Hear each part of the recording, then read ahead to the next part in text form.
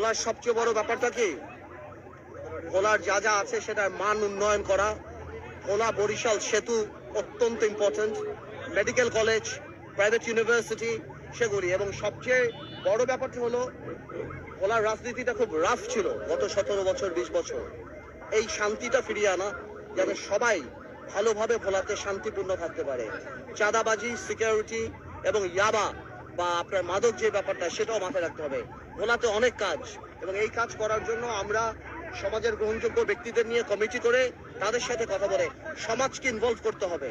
ভোলাকে করতে হলে রাজনীতিতে একা করতে পারবে না, লোক দেখানো করতে পারে যে বিল্ডিং বানাতে পারে, স্কুল কলেজ, এটা, বাট কোয়ালিটি ডেভেলপমেন্ট করতে হলে সমাজের ভালো ভালো ছেলেদেরকে রাজনীতিতে উদ্বুদ্ধ করতে হবে এবং সমাজকে রাজনীতিতে। ভোলাতে গত 15-20 বছরে পলিটিক্স এত রাফ ছিল যে সমাজের ভালো ভালো গ্রহণযোগ্য মানুষরা যারাও সমাজে কন্ট্রিবিউট করতে পারতো তারা রাজনীতি থেকে দূরে সরে গিয়েছে। আমাদের ওই জিনিসটা মাথায় রাখতে হবে যে আমাদের কোয়ালিটি ডেভেলপমেন্ট করার জন্য সমাজে গ্রহণযোগ্য ব্যক্তিদের তাদেরকে রাখতে হবে যারা ভোলাতে থাকে, ভোলার প্রতি কন্ট্রিবিউশন আছে।